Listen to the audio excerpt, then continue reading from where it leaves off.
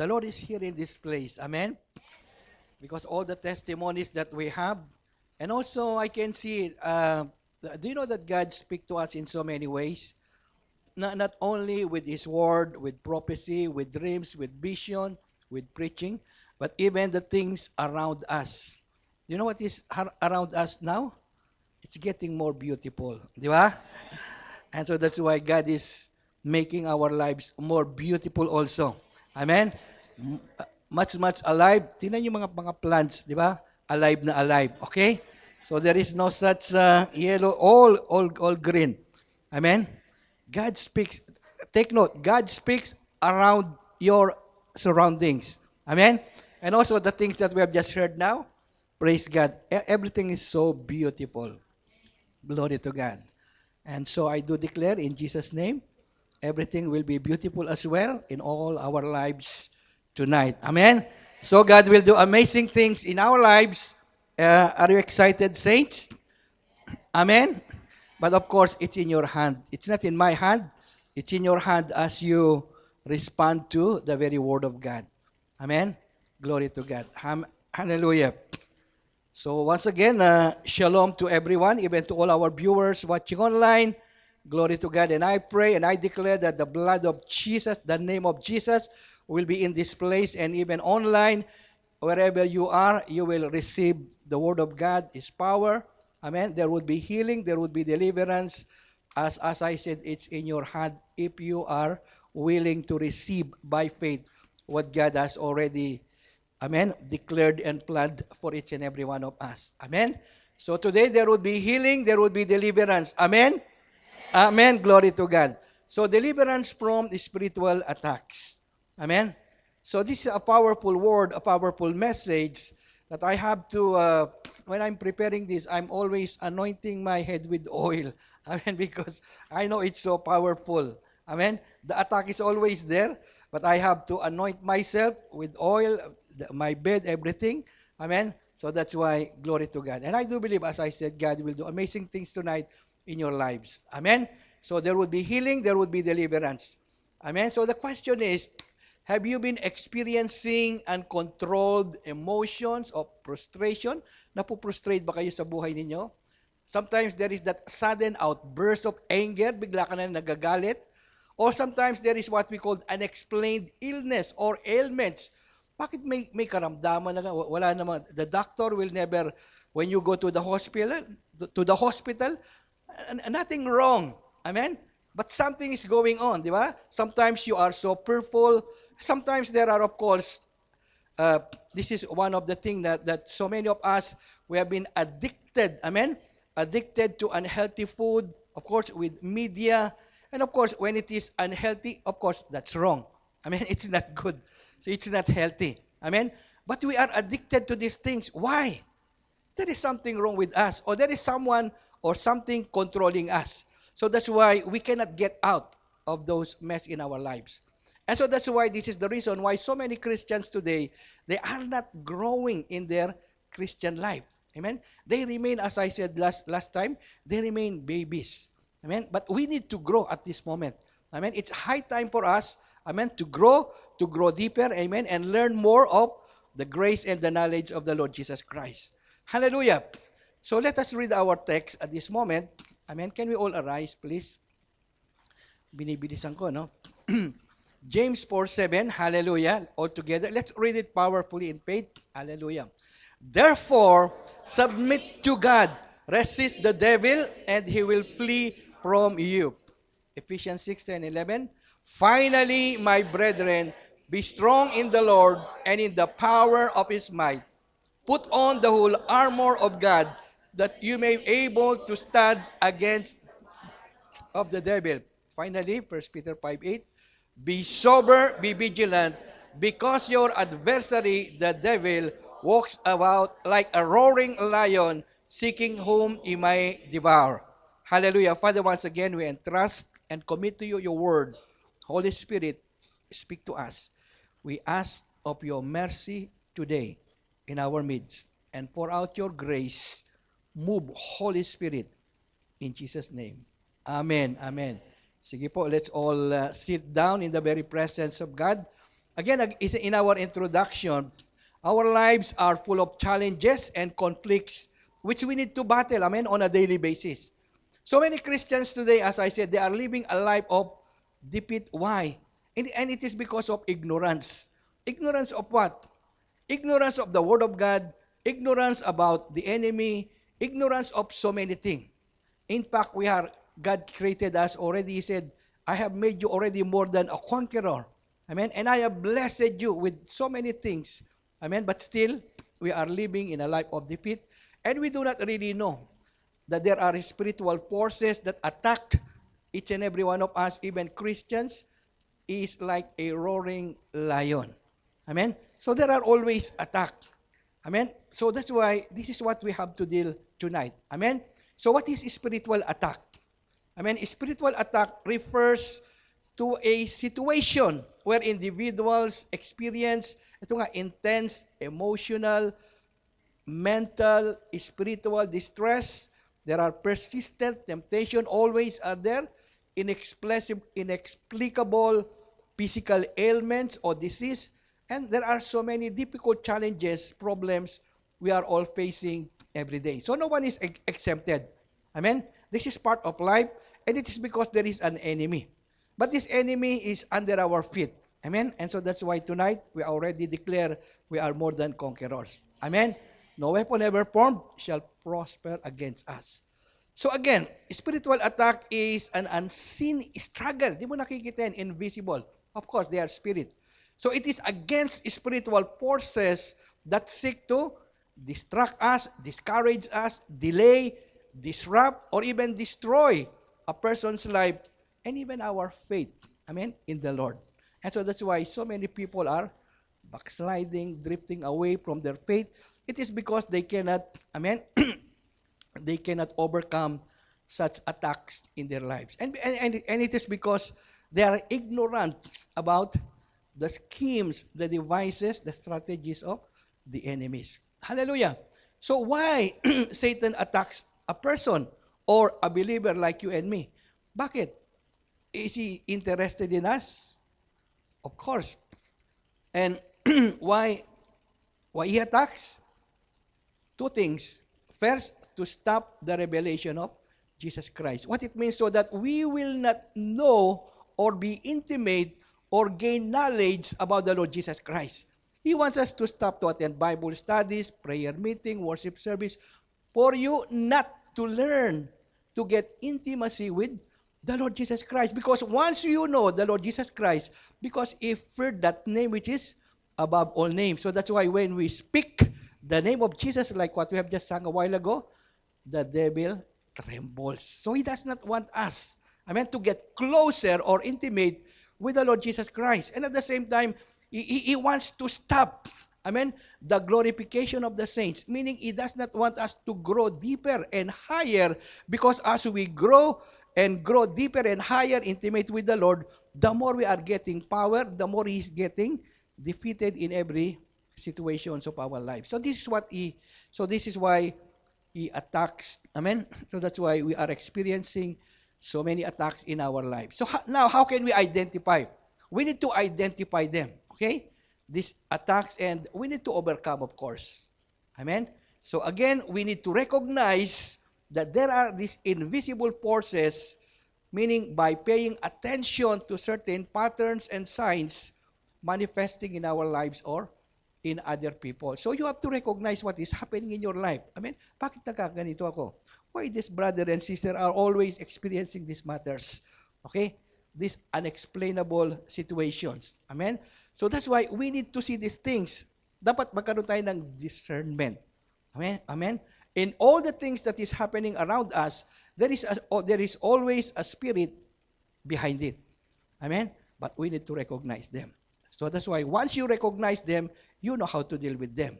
Amen? So tonight, God will teach us. So now let us study further some of these spiritual forces.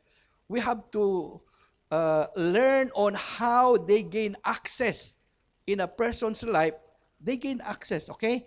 And the need to identify them and understand on how you and me can overcome such attacks in our lives. And so tonight, it's high time for each and every one of us to expose the works of the enemy and be delivered. Enough is enough. Amen? Glory to God. So deliverance from spiritual attacks. Hallelujah. So we have three main points. Deliverance from spiritual attacks. We need to learn here about the doorways and the foothold. Doorways means they gain entrance. Pumasok sila eh. So that's why they have that foothold. Amen? So nakapasok sila. They have gained influence. And then the demonic forces. We will see some of this. There are so many demonic forces. Of course, when we read in Revelations, it says about 1/3 of the angelic host, amen, they rebelled against God and they sided with Lucifer, which is now Satan. So just imagine 1/3 of that population, they are with Satan and they are called demons roaring around on planet Earth like a roaring lion. Amen? Seeking someone he may devour. But praise God, we have nothing to fear, nothing to worry, because God is with us. Amen? The blood of Jesus always there. And nothing could able to, nothing can happen in our lives without God's permission. Amen? Hallelujah. So, and of course, thirdly, deliverance and freedom. So, doorways and foothold. Doorways means you open the door. So that's why they come in. Amen? They gain access. You allow them to work, to operate in your life. Amen? So what are these doorways? Let us see some of this. Okay? So doorways and foothold of demons, or what we call these satanic forces. So demons do not have authority. Take note. They do not have the authority to oppress a child of God unless you and I freely open the door and give them access and foothold. Amen? So it's in our hand. Okay? They can only gain foothold or they can gain influence in our lives if we open our lives to them. Amen? Hallelujah. So that's why the Bible warns us in Ephesians 4:27. It says, do not give the devil a foothold. Amen? Huwag mong ngayaan yung diablo. So what it means, it's in our hand. Okay? It's not in the hand of others. It's in our hand. If you allow that demon, amen, or that negative spirit to gain access in our lives. So this, what we call doorways, amen, invite the enemy into our lives. Amen? Of course, what they have to do, their mission, to control, to manipulate, to stop, and to destroy our lives. Amen? So, we are the one making the doorways. Amen? So, that's why, as I said, he has no right to come in, to destroy, to manipulate your life, my life, unless we allow him. Amen? Glory to God. So what are some of the doorways and foothold that the enemy can come in and control, manipulate, amen, or influence the life of a believer or any person? Una, what we call unforgiveness and bitterness. This is very simple, no? Unforgiveness, if you do not forgive, then bitterness, meaning you get angry. So these are doorways wherein you are telling to the enemy, when there is unforgiveness, please come in. Okay? The door is open for you. Okay? So that's why when there is unforgiveness and bitterness in our lives, your door is open. They can come anytime because you open the door through unforgiveness and bitterness. What it means, they have the legal right. Okay? When there is sin, they have the legal right to come in. Okay? So what it means, holding on, nananatiling anger and refusing to forgive gives the enemy a legal ground to torment us with resentment and wrath. Amen? So that's why the Bible says in that Ephesians 4:27, do not let the sun go down in your anger. So what it means, immediately, before the sun go down, ask forgiveness, repent. So the enemy can gain no foothold. Amen? Praise God. So unforgiveness and bitterness. Secondly, unconfessed sin. Okay? Unconfessed sin.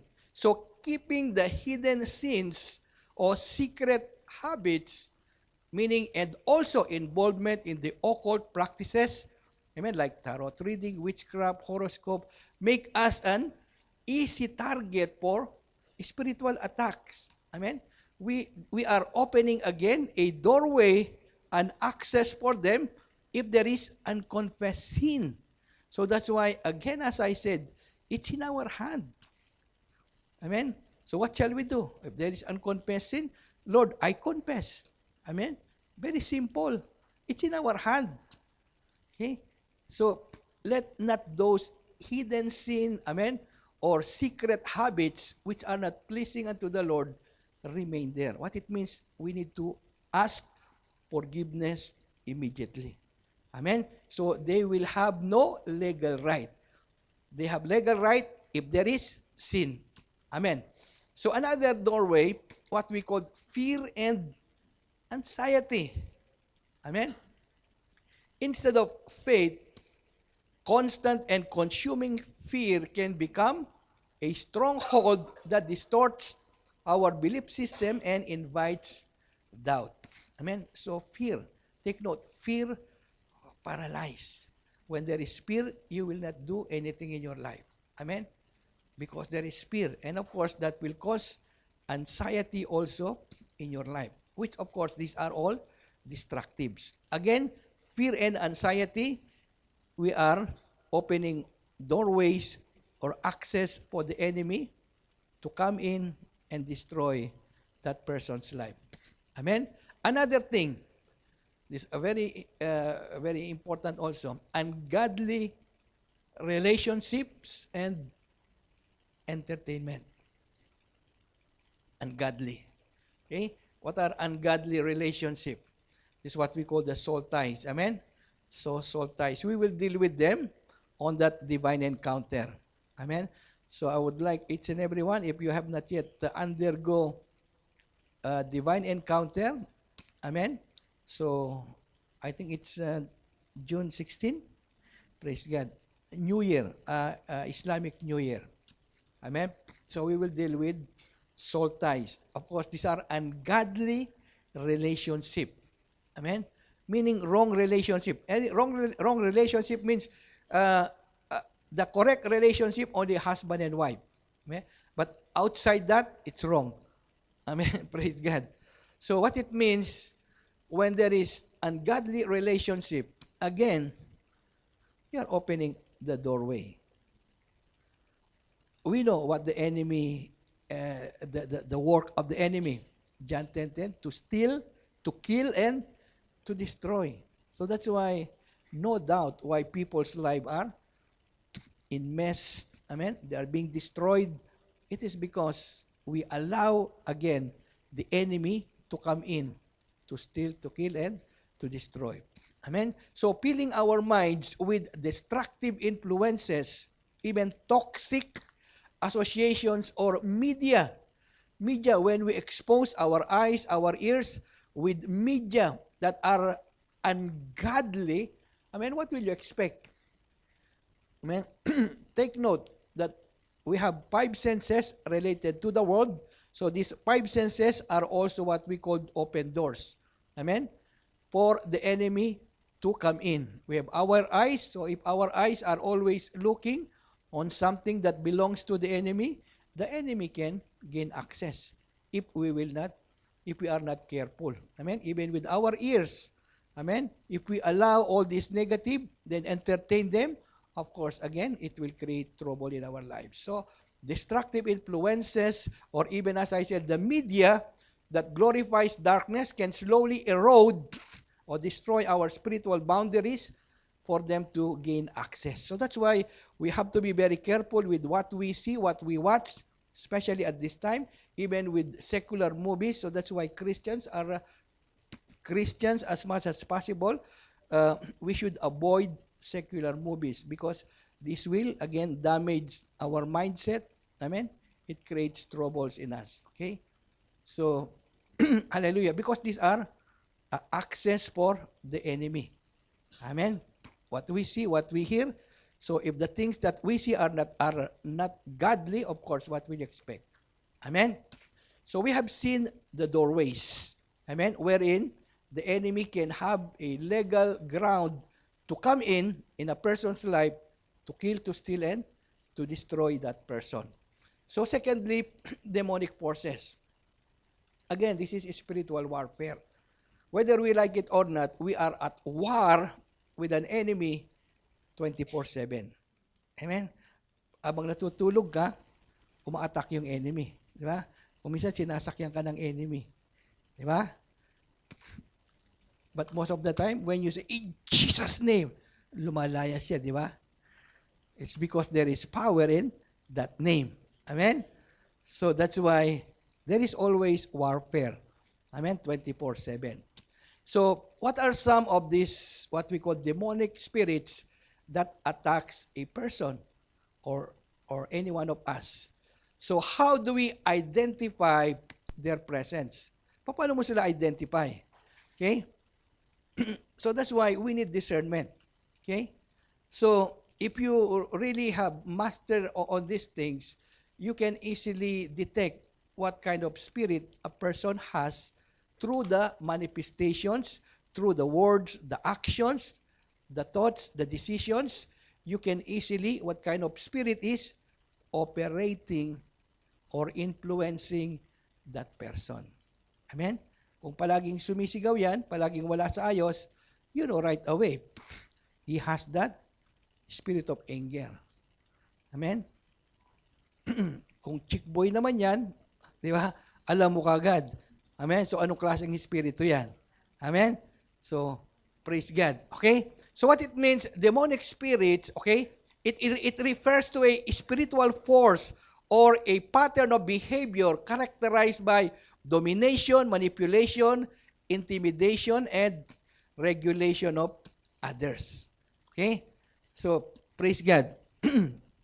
So, you can easily detect, amen, what kind of spirit a person has. Okay?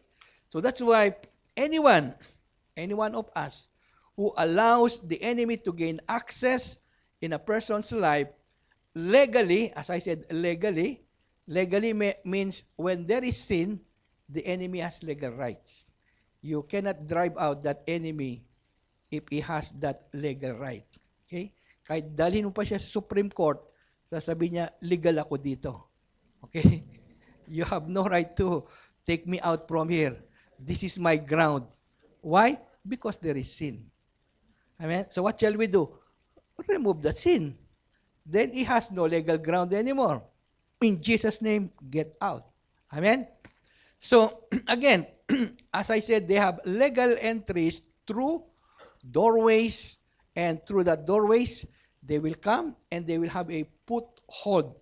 Hold means they will stand there, they will take that place. Amen?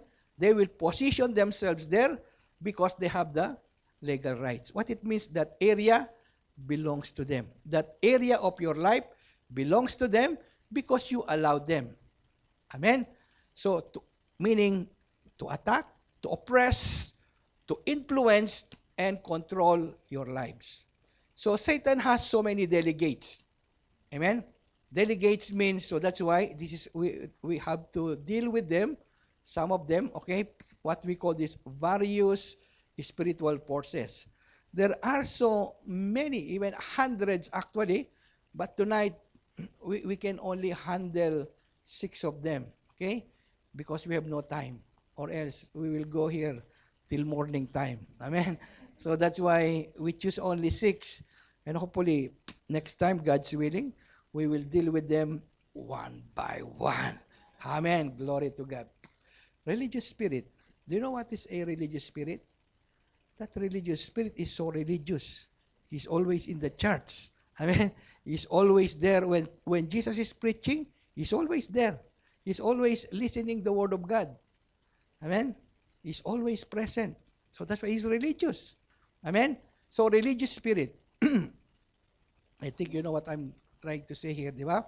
Tingnan mo yung mga picture doon. Kasi yung mga picture dyan. These people are religious. They know the law.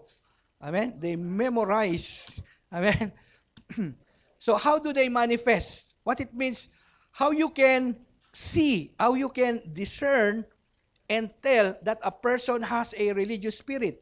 Na meron siyang espiritu na what we call religious. Amen? Kristiyano kuno. Di ba? Kristiyano sa puso, Kristiyano sa nguso, wala sa puso. Di ba? So, how you can manifest or discern this religious spirit? Okay? Una, they focus on outward rules, panlabas. Kaya nga sabi ng Bible, whitewash, di ba, yung mga tombs, they are like tombs, painted white outside, but inside, filthiness. Okay? Ano pa? They are more on traditions. Amen? They are self-righteous rather than a genuine relationship with God. Ano pa? Characterized by severe legalism. They are so legalistic. At the same time, they have that judgmental attitude. Hypocrites. Of course, you know what is hypocrites. Amen? So, this is how you can, what we call discern or identify a religious spirit through this kind of manifestations. Amen? So, anong causes niyan? Bakit nagkaganon? It means trusting in personal merits, that their desire is for human approval, and of course, intellectual pride. Okay? I know the Bible, word for word. I know that pastor for so many times. But they are not living a life of a godly life. Amen? Intellectual pride. Okay? They are only outside appearance. So that's why the danger for this one, this religious spirit, it hardens the heart, it blinds a person to their own need for salvation. Akala nila saved na sila. Okay? And rejects the true move of the Holy Spirit. Amen? So anong cure nito? So how can we remedy what we call this religious spirit? Okay? We need to pursue a genuine relationship over rituals. Amen? We need to repent of self-righteousness. And of course, embrace salvation by grace through faith. So, we have examples here in the Bible wherein this religious spirit is manifesting. As I said, these people are very religious, more than us. Amen? So the Pharisees, they always oppose Jesus. Every time Jesus preached, they're always present. Amen? They're always present in Matthew 12:2. And so that's why in Matthew 23, also Jesus rebuked them. Okay? These are people, amen, so religious. Let us see. In Matthew 12, verse 2, and when the Pharisees saw it, they said to Jesus, "Look, your disciples, amen, are doing what is not lawful to do on the Sabbath." Amen? So, kontrabida. Amen? They come against it. Okay? And verse 24, now when the Pharisees, heard it, they said, this fellow, meaning Jesus, because Jesus performed miracles, he said, this fellow does not cast out demons except by Beelzebub, the ruler of demons. Amen? What it means, they said to Jesus, oh, you are casting out demons because by the name of Beelzebub. Amen? So these are religious people. Amen? They are always there when Jesus is preaching. Amen? But they opposed every preaching. They are always critical. When there is preaching, they always come against it. Amen? So in Matthew 23, 27 to 28, here we can see that Jesus rebukes them. Okay? He said, woe to you, scribes and Pharisees, hypocrites, for you are like whitewashed tombs, which indeed appear beautiful outwardly, but inside are full of dead man bones and all uncleanness. Even so, you also outwardly appear righteous to men, but inside are full of hypocrisy and lawlessness. I hope there is no one like here. Amen? In this place. Amen? There is no Pharisee, there is no scribes in this place. Amen? Glory to God. So, second thing, the spirit of delay. Why are we always late? On Friday. I'm one of them. Why? There's a spirit of delay. That is a spirit. Amen? How it manifests, okay? Stagnation, okay? He never goes, he remains in that place always. Meaning, it is a repeated cycle with no progress. The plan is always interrupted, always last minute to act. 9:30, 9 o'clock pa lang eh. Meron pa tayong 30 minutes. Tapos lalabas ka ng pinto. Oh, may kalat doon ah. Nagwalis ka pa.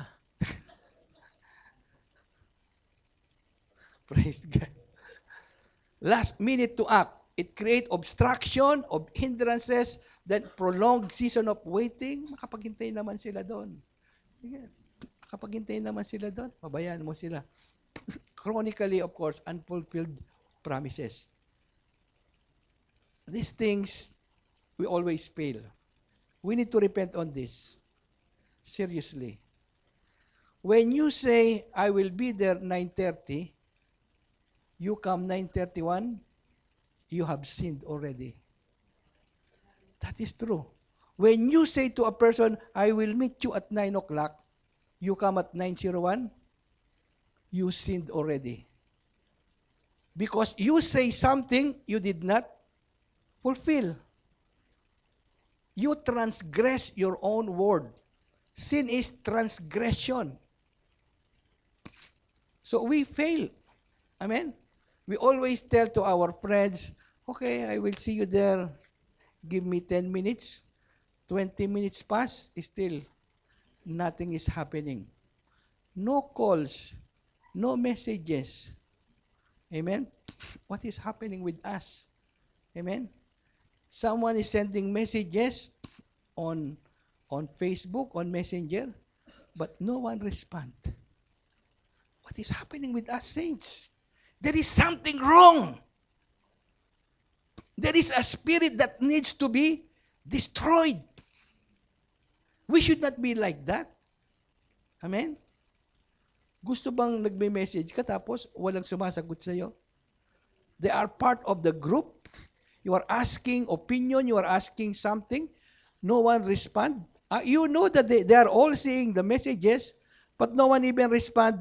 Okay, at least man sana, thumbs up. No one respond. Amen? Saints, we need to repent on this. Okay? We need to repent. Okay?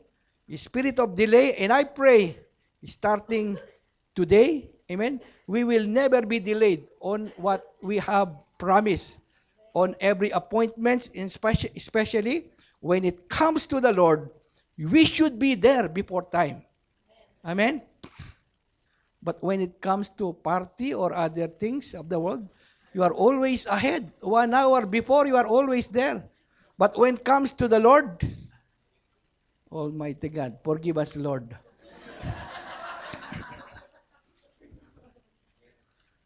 We always fail. So that's why we never grow in our spiritual life. Simple things, and again, praise God. Now we are exposing the spirit of delay.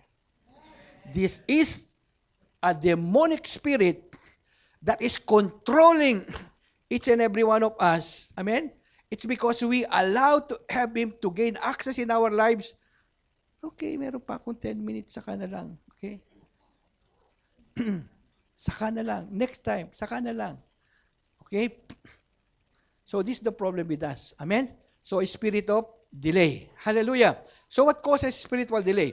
Of course, there is spiritual warfare, unrepented generational patterns, passivity. Next time. Sometimes God ordained periods of testing and preparation. What is the danger of this one? It causes deep frustration, of course, despair, and hope deferred. You are waiting for someone. Amen? You have waited for so long and no one came. Amen? You prepared for that occasion. They did not come. They said they will come, but they did not come. Amen? Hope deferred, which makes the heart sick, and it can cause, of course, a person to give up on God's promises. Hallelujah. So what is the cure? The antidote for this one? Of course, para hindi na tayo malilate next Friday, amen? Thursday pa lang, mag-pray ka na. Okay? Seriously. I'm serious with that. Friday pa lang, magpipray na ako, Lord, ihanda mo ko. Yung damit ko, Lord, yung pantalon ko, yung sapatos ko, handa na yan. Hindi yung pagising mo ng umaga, hinahanap mo pa yung pantalon mo, nasa na yung damit ko dito? Nasa na yung damit ko dito? Praise God. Hanggang sa nakita mo, tapos magpaplansya ka pa pala. Mamamlansya ka pa. Almighty God. Lord, forgive us. Amen. We have failed you many times. Amen. So, prayer. Amen. Kasi if you will not pray, do you know why? The enemy will come to attack you. Spirit of delay. He will cause so many hindrances, so many obstruction. He will try to hide your clothes. He will hide your shoes. You don't know where you have put them. Amen? Because you did not pray. Amen? But when you pray, you come against the enemy already. So that's why you always pray. Amen? And it can create so many obstruction. Maybe you can control by yourself, but how about with your children? How about with your spouse? How about with the others who will go with you? Amen? So that's why you are delayed, not because of yourself, but because someone has to go with you. Amen? The children, the spouse, the friends. Amen? So many things, so many hindrances. So what it means, pray for all of them. Amen? So see to it that we will be all on time. Amen? Example, there is an example here in Daniel 10:12-13, wherein there is this spirit of delay. The prince of Persia delaying the angels, bringing an answer to Daniel's prayer. Amen? Do you know this story, di ba? Daniel's prayer was delayed for 21 days. Let us read it quickly. Then he said to me, do not fear, Daniel, for from the first day that you set your heart to understand and to humble yourself before your God, your words were heard. And I have come because of your words. But, ito yan, but, okay? I have come because of your words. You asked me, so I answered your prayer. But, yeah, there's a big but here. But, the prince of the kingdom of Persia withstood me 21 days. Amen? So this always the problem we ask, okay? The spirit of delay. You prepared yourself already, but someone is not ready. But my things are not there. Okay? Someone caused delays. Amen? These are real saints. Okay? These are real. Okay? These are happenings. Okay? Kung saan ka nagmamadali, doon ka lalong natatagalan. Amen? Hallelujah. But the prince of Persia withstood for me 21 days. Hallelujah. Amen? So now we understand the spirit of delay. And we pray from this day forth, no more delays. Amen? Amen? Amen. Thank you, Lord. Wala na yung spirit of delay na yan in Jesus' name. Okay? Now the spirit of anger. Nagagalit pa ba kayo? Amen, di ba? Nagagalit pa tayo, di ba? But again, I always say this, you must come to a point, you will no longer get angry. Amen? Amen? Isa lang yung nag-amen eh. Amen? From now on, okay? Again, this is a spirit, okay? How this manifests? How do you see or identify what we call the spirit of anger? Okay? As I said, most of us, we have this spirit of anger. But I pray from this tonight on, in Jesus' name. Amen? We will destroy this spirit of anger. Amen? We have to grow. Amen? As I said, we need to be Christ-like. Amen? So, what are these? How can you distinguish it or identify? Uncontrolled rage. Diba? At palagi ka nang sumisigaw dyan, di ba? Palagi kang sumisigaw. Naubusan ka na ng ulam, nagwawala ka na. Yeah. Totoo ba yun? Inubos kasi niya Inubos niya yung pagkain dito. Para sa akin yun Kinain niya lahat. Amen? Anong sabi ni Paul? I learned to be content with or without. Praise the Lord. With or without food. Praise the Lord. Amen. Kaya nga tinuturuan tayong prayer and fasting. Amen. Kahit na walang pagkain dyan, 2 days, mabubuhay ka pa rin. Amen. So what it means, hindi ka pa rin magagalit. Amen. Kahit na hindi nagluto, di ba? Yung dapat magluto, amen. Patawarin mo na siya. Father, forgive them. Amen. Amen. Huwag ka nang magalit, okay? Kasi naranasan ko yan Pero praise God, nag-graduate na ako dyan. Kasi dapat dadaanan mo yan di ba? So, ano yung wrath, di ba? Yung wrath, then yung bitterness, di ba? Wala namang ginagawa, di ba? Di nagluluto. Kung ano pinipindot-pindot niya doon Dapat magluto, di ba? Nasunog. Kasi dami niyang pinipindot-pindot doon Di ba? So, and then of course, unforgiveness. Yan, okay? Harboring malice, reacting with hostility, even yung minor things, di ba? Nawawala ng pasensya. A tendency to lash out or seek revenge. Amen? So I hope from this day forth, no more spirit of anger, Because spirit of anger is demonic. Do you want the demons to sleep with you? To stay with you? Wherever you go? Kasama mo yung demonyo na yon? In Jesus' name, spirit of anger from this day forth, amen? Whatever they do unto me, Father, forgive them. They don't know what they are doing. Amen? So, ano sabi ni Lord? In everything, give thanks. Amen? Walang ulam dyan. Thank you, Lord. Di ba? Marumi yung bahay. Thank you, Lord. Di ba? In everything, give thanks. Di ba? Glory to God. Pagka marumi, maglinis ka. Marumi. Walang ulam, magluto ka. Di ba? Ganun lang kasimple yun.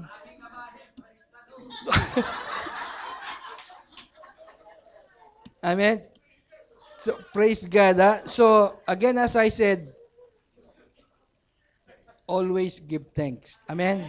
That's the word of God. In everything, give thanks. Amen? Hallelujah. Glory to God. In that case, no more spirit of anger. Amen? Because I know a pastor, even during driving, when they cut him, he speak...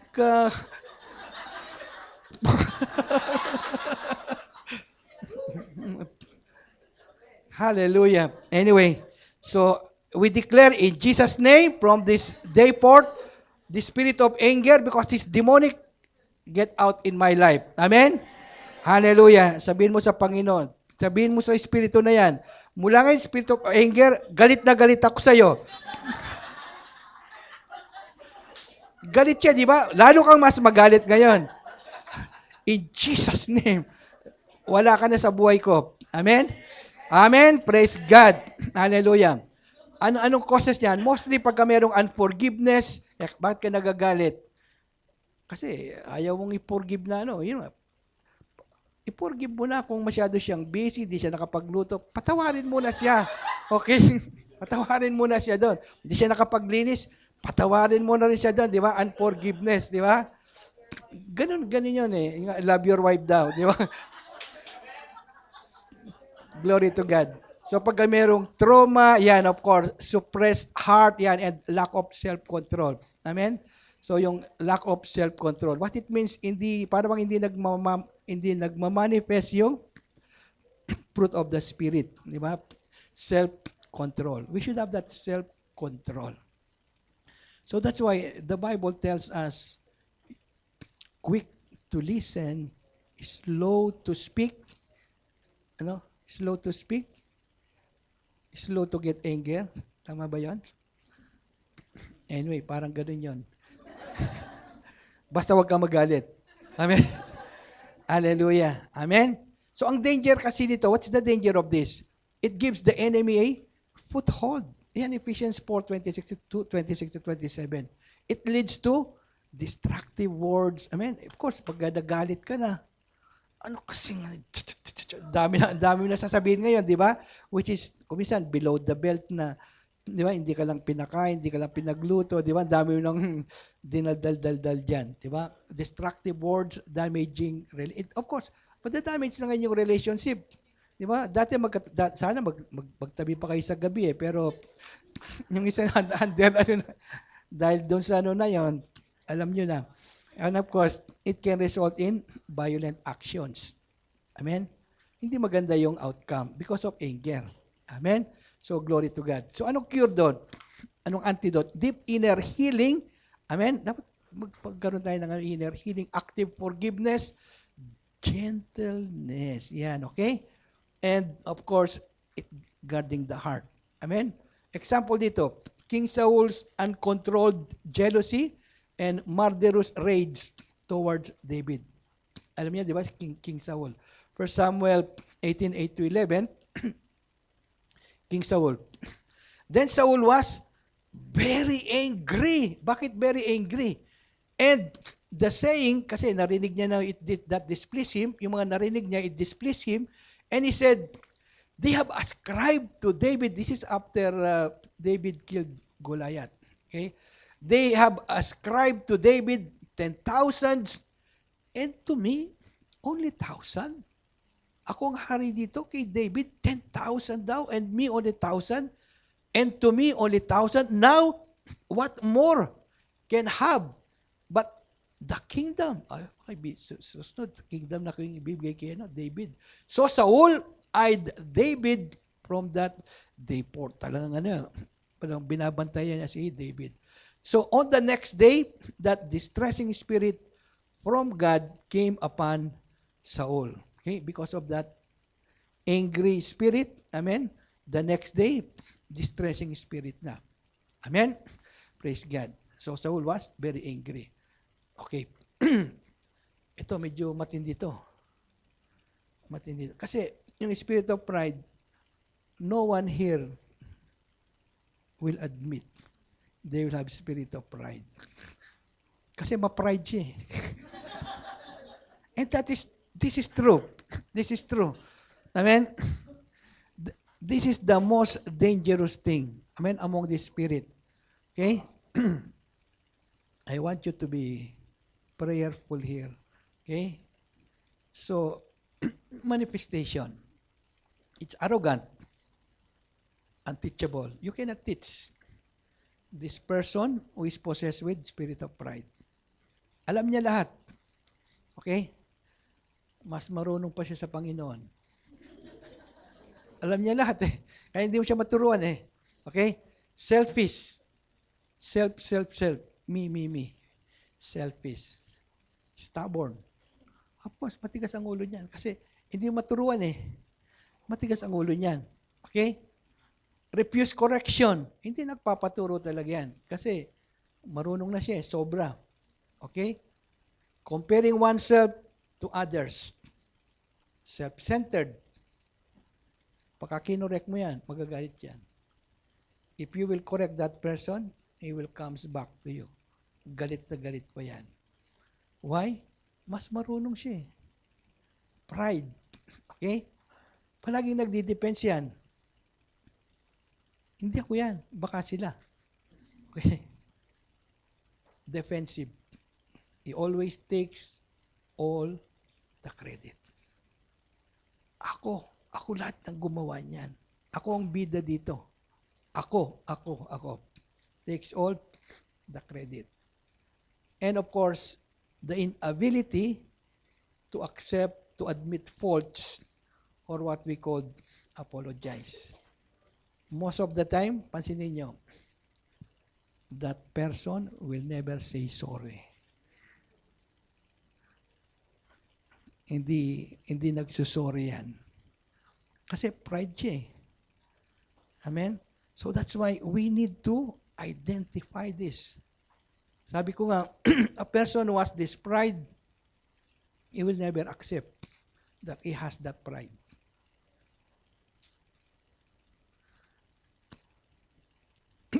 Anong causes nito? Of course, self-exaltation, overinflated ego, lack of submission. Hindi nagsasabit yan. Lack of submission. Kasi ma-pride eh. Amen? Ang danger niyan, of course, Proverbs 16:18, pride goes before destruction. It leads to downfall, separation from others, yan, and divine resistance. The problem here, nabablock yung grace, nabablock yung blessing, and spiritual growth. They will never grow. Why? Because they don't accept teaching. They don't accept correction. They're always right. Always defensive. Amen? So that's why a person who is prideful, amen, there is no grace there. They will never go to the next level. Anong cure dito? Anong antidote? Ito yung gamot niyan. Just humble yourself. Humbling oneself before God.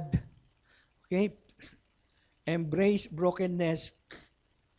Amen? Lord, break me. Always pray, Lord, make me humble. Lord, make me humble.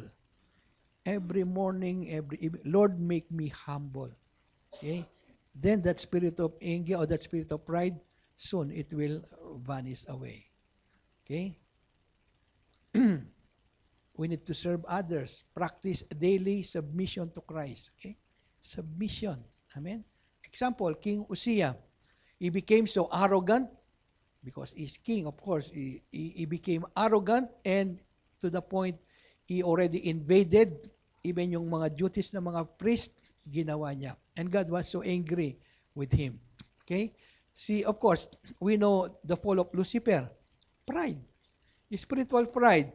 Lucifer, an incredible, beautiful, and high-ranking angel, so became so enamored with his own magnificence that he desired to usurp, di ba? Usurp God's throne. Gusto niya siyang umupo doon sa trono. His arrogance, I will ascend above the heights of the clouds. I will make myself, I will. There are 5, I will. Ay, nako. Praise God. Yan ang problema doon. Di ba? Spiritual pride. Amen?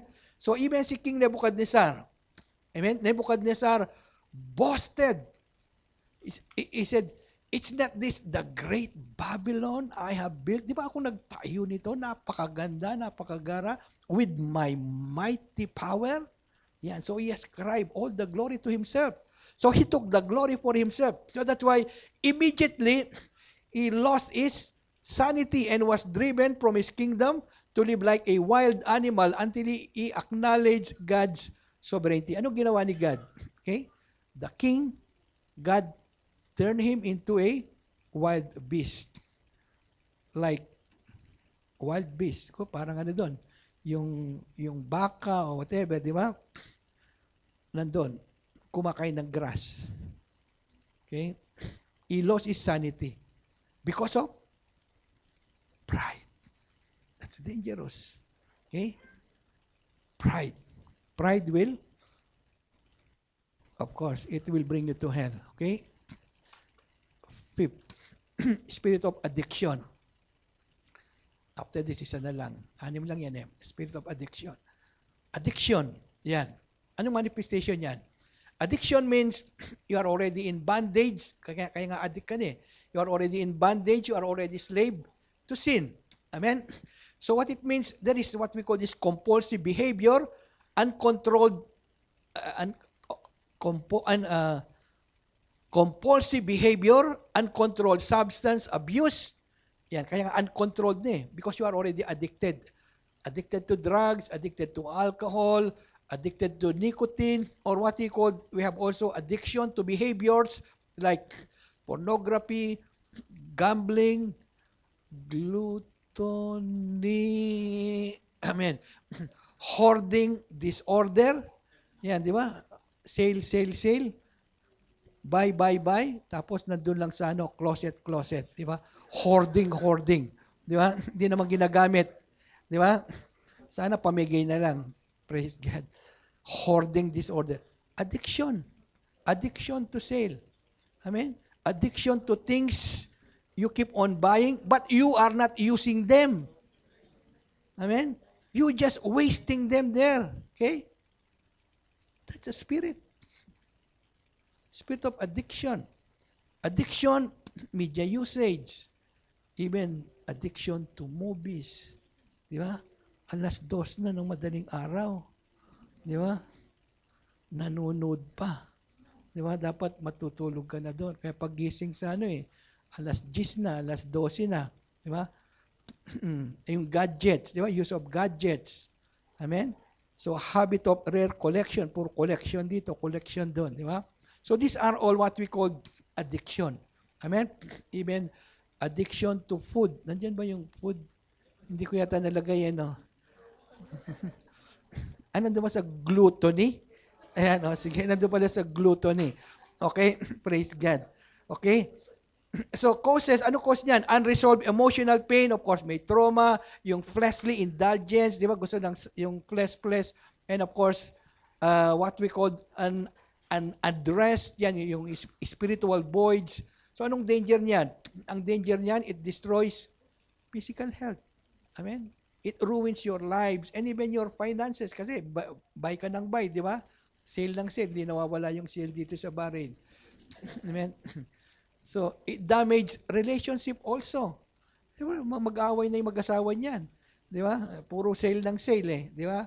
Separates the individual from God and loved ones and eventually leads to spiritual and physical death. Wow. Anong cure dyan? Daily surrender to the Holy Spirit, breaking of soul ties, yan, kasama na yung soul ties dyan. Renewing the mind and accountability and support through a fellowship of believers. Anong example dyan? Example dyan yung gathering, yung demoniac na who live in the tombs, unable to change or controlled by human means, dun sa Mark 5:25. Wherein, you remember this one, di ba? When Jesus and the 12 disciples, they went from Galilee to Gadara. They encounter a storm, and with their mission, only one soul they won. Only one soul. Jesus and 12 disciples, but they only won one soul. Ano pa? What we call demon-possessed pa. But you know, this demon-possessed, he was able to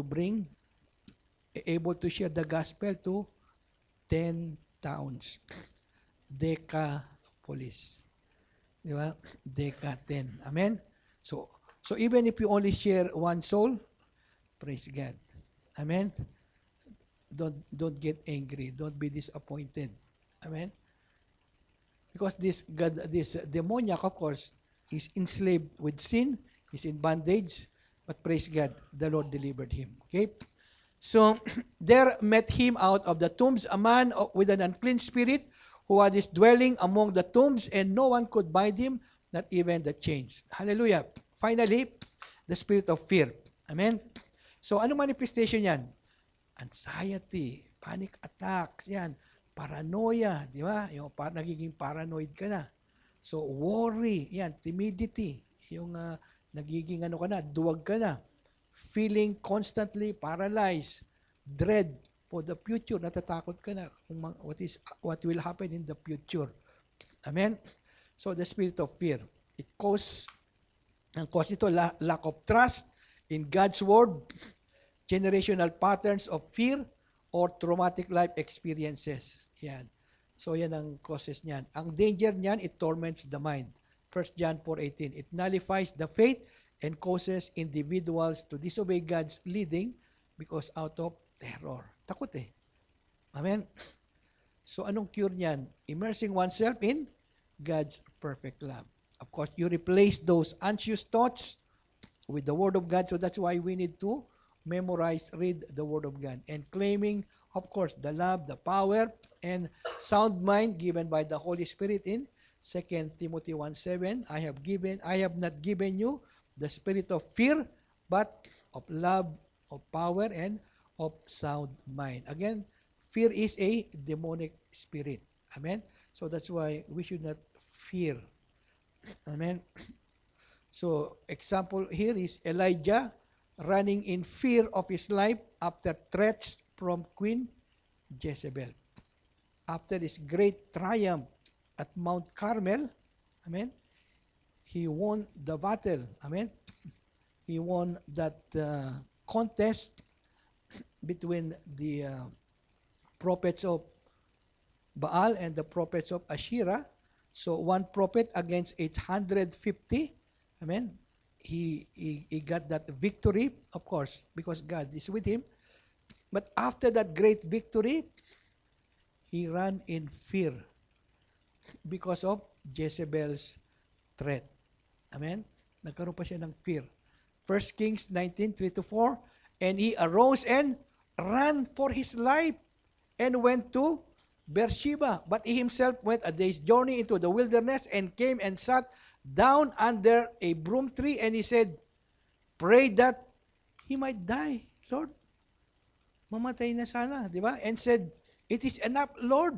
Now, Lord, take my life, for I am no better than my fathers.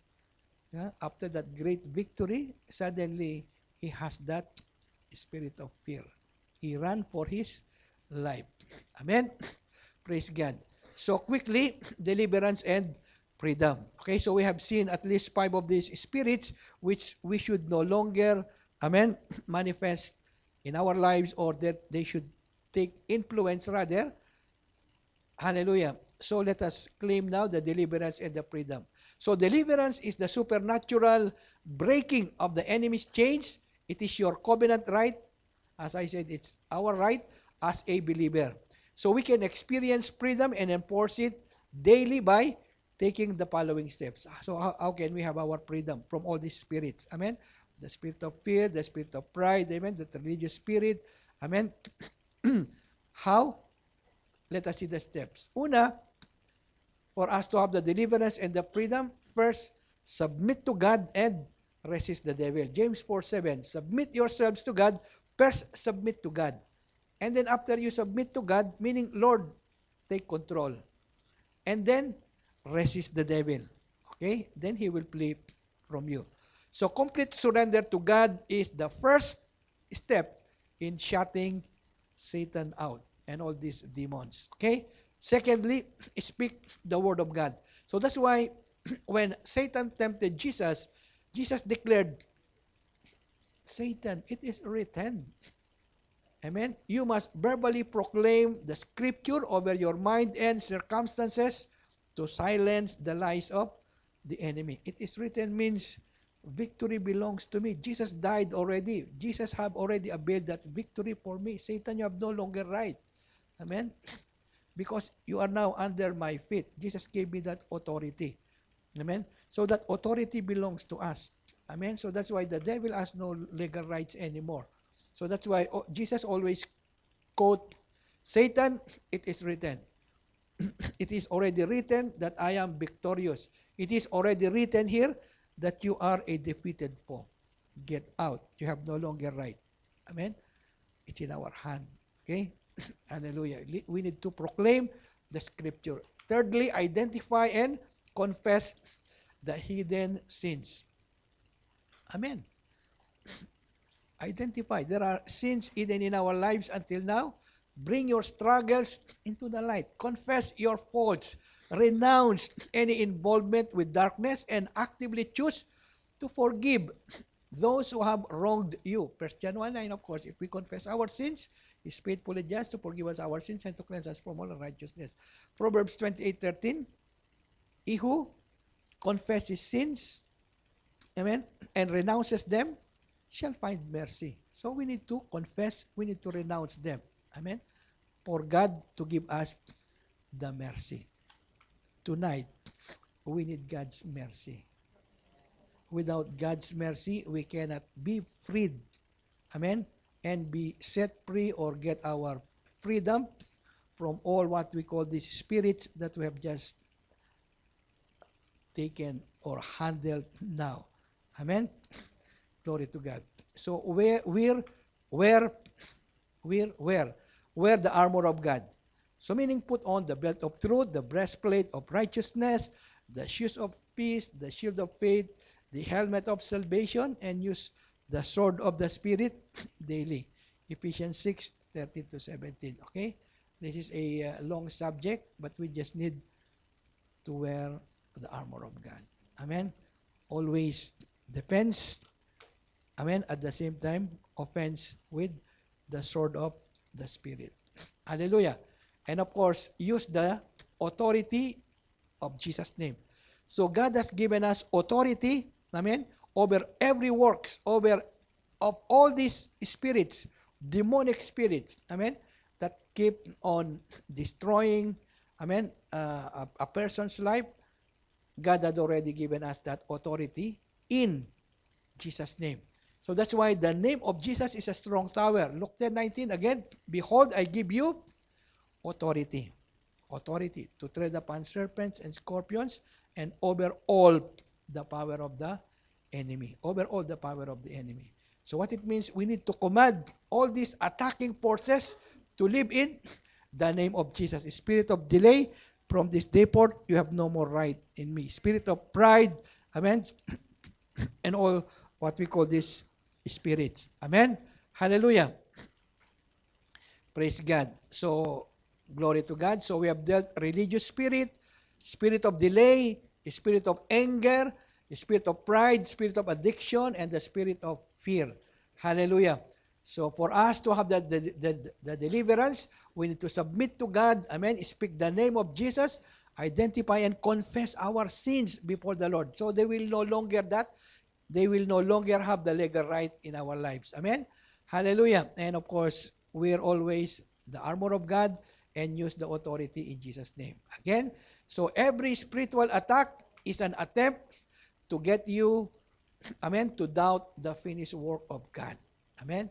So remember, take note, the power of Jesus Christ is infinitely greater than every strategy of the enemy. Amen? Through the blood of the Lamb, your victory and my victory is already secured na yung victory natin. Amen?